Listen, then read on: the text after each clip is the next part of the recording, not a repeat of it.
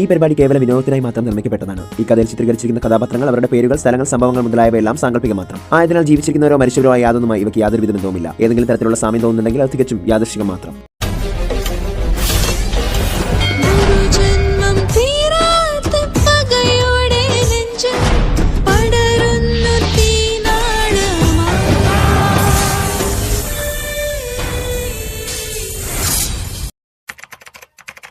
അവൾക്ക് വിഷ്ണുപ്രിയ പറയുന്നതിൽ വിശ്വാസം വന്നു തുടങ്ങിയിരുന്നു.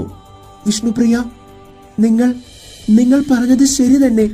പക്ഷേ എൻ്റെ അച്ഛനും അമ്മയും ഒരിക്കലും തെറ്റുകാരാണെന്ന് ഞാൻ വിശ്വസിക്കില്ല. എൻ്റെ അച്ഛൻ ഒരിക്കലും ആരെയും കൊല്ലില്ല. നിന്റെ അച്ഛൻ ആരെയും കൊല്ലില്ല അല്ലേ? നിന്റെ അച്ഛനെ പോലെ ഈ ലോകത്ത് മറ്റൊരു ദുഷ്ടനുണ്ടായിരിക്കില്ല. നിന്റെ അമ്മയെ കൂടി തെറ്റിദ്ധരിപ്പിച്ച് നിന്റെ സ്വന്തം അമ്മയുടെ കൈകൾ കൊണ്ട് ആ ഋഷി കൂടെ നിന്നിട്ടാണ് നിന്റെ വല്യമ്മയെ കൊന്നത്. അത് നിനക്കറിയോ? അന്നേരം അത് കേട്ട പ്രാർത്ഥന ഞെട്ടി. എന്ത്? എനിക്ക് വല്യമ്മയോ? അതേ പ്രാർത്ഥന, നിനക്ക് ഒരു വല്യമ്മയുണ്ടായിരുന്നു. മെഹക് എന്നായിരുന്നു അവളുടെ പേര്. 20 വർഷങ്ങൾക്ക് മുൻപ് ഇതേ ദിവസം മരിച്ചു പോയവളാണവൾ. അല്ല, നിന്റെ അച്ഛനും അമ്മയും ചേർന്ന് കൊന്നതാണവളെ. ഇത്രയും പറഞ്ഞുകൊണ്ട് വിഷ്ണുപ്രിയ അവളുടെ കണ്ണിൽ 20 വർഷങ്ങൾക്ക് മുൻപ് മെഹക്കിനെ തീയിലിട്ട് പ്രതയും ഋഷിയും ചേർന്ന് കത്തിച്ച ദൃശ്യങ്ങൾ കാണിച്ചു കൊടുത്തു. നിന്നെ ഇനി തീയിലിരിക്കാൻ പോകുകയാണ് ഞാൻ. ഇത് ഒരു ശവകുടീരമാണ്.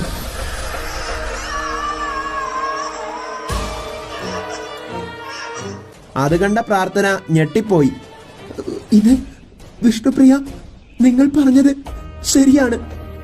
എന്തിനു വേണ്ടിയാണ് അച്ഛനും അമ്മയും വല്യമ്മയെ കൊന്നത്? പ്രാർത്ഥന ആശ്ചര്യത്തോടെ ഓരോന്ന് ചോദിക്കാൻ തുടങ്ങിയതും അവൾ തന്റെ വരുതിക്ക് വരികയാണെന്ന് വിഷ്ണുപ്രിയയ്ക്ക് മനസ്സിലായി. എന്തിന് കൊന്നതെന്നോ? അവൾ ഇന്ദ്രനീലത്തെ സംരക്ഷിക്കാൻ ശ്രമിച്ചവളാണ്. എന്നാൽ നിന്റെ അച്ഛന് ആ ഇന്ദ്രനീലം കവർന്നെടുക്കാൻ വേണ്ടി അവളെക്കുറിച്ച് ഓരോന്ന് കള്ളങ്ങൾ പറഞ്ഞ് നിന്റെ അമ്മയെ കൊണ്ട് തന്നെ സ്വന്തം സഹോദരിയെ കൊല്ലിച്ചു. അത്രയ്ക്ക് നല്ല ആളാണ് നിന്റെ അച്ഛൻ. ഞാൻ പറഞ്ഞത് നിനക്ക് വിശ്വാസമായില്ലെങ്കിൽ നീ ഈ ഫോട്ടോ നോക്ക്. ഇത്രയും പറഞ്ഞ് അലമാര തുറന്ന് പ്രതയും മെഹക്കും ചേർന്ന് നിൽക്കുന്ന ഒരു ഫോട്ടോ എടുത്ത് പ്രാർത്ഥനയെ വിഷ്ണുപ്രിയ കാണിച്ചു.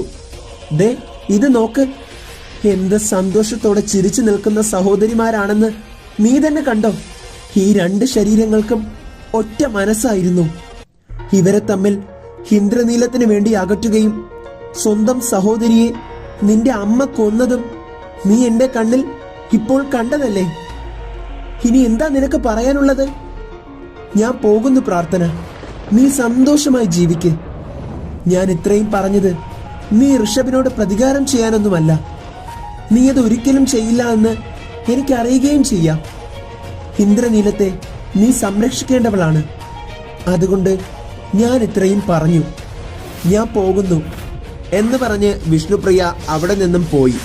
അല്പനേരം ചിന്തിച്ചു നിന്ന ശേഷം പ്രാർത്ഥന സ്വയം പറഞ്ഞു, തെറ്റ് ആര് ചെയ്താലും തെറ്റ് തന്നെയാണ്. അത് ഇനി സ്വന്തം അച്ഛനായാലും. വിഷ്ണുപ്രിയ മുത്തശ്ശി കാണിച്ചു തന്നതുപോലെ എൻ്റെ അച്ഛനാണ് ഇതിനൊക്കെ പിന്നിൽ. ഇനി ഒരു തെളിവിന്റെയും ആവശ്യമില്ല. ലോകമെങ്ങും വാഴ്ത്തിപ്പാടുന്ന ഋഷഭിന്റെ മകളാണ് ഞാനെന്ന് പറയാൻ എനിക്ക് അറപ്പ് തോന്നുന്നു. മഹാദേവ, നീ എന്നോട് ക്ഷമിക്കണം. സ്വന്തം അച്ഛനോട് തന്നെ പ്രതികാരം വീട്ടാൻ പോകുന്ന ആദ്യത്തെ മകൾ അത് ഞാനായിരിക്കും. അതെ, ഞാൻ പ്രതികാരം വീട്ടും നിങ്ങളോട്. എൻ്റെ അമ്മയെ ഉപയോഗിച്ച് ഇന്ദ്രനീലം തട്ടിയെടുക്കാൻ വേണ്ടി എല്ലാവരെയും കൊന്നുകളഞ്ഞ എൻ്റെ അച്ഛനോട് ഞാൻ പകരം ചോദിച്ചിരിക്കും. എൻ്റെ അമ്മയെ ഞാൻ ആ ഘാതകനിൽ നിന്നും രക്ഷിക്കും. സത്യങ്ങൾ ഞാൻ അമ്മയോടും വെളിപ്പെടുത്തും. എൻ്റെ മരിച്ചുപോയ മേഘമുത്തശ്ശിയുടെയും മെഹക് വല്യമ്മയുടെയും കൊലയ്ക്ക് ഞാൻ പകരം ചോദിച്ചിരിക്കും. ഇത് ഈ മത്സ്യനാഗിനിയുടെ ശബ്ദമാണ്. ഇതെല്ലാം മാറി നിന്ന് ഒളിഞ്ഞു കാണുന്ന വിഷ്ണുപ്രിയ പൊട്ടിച്ചിരിക്കുന്നുണ്ടായിരുന്നു. ഋഷി, ഞാൻ പറഞ്ഞില്ലേ, ഞാൻ വിചാരിക്കും പോലെ ഇനി പ്രാർത്ഥന ചലിക്കും. നിന്റെ അന്ത്യം നിർവഹിക്കുന്നത് നിന്റെ മകൾ തന്നെ ആയിരിക്കും.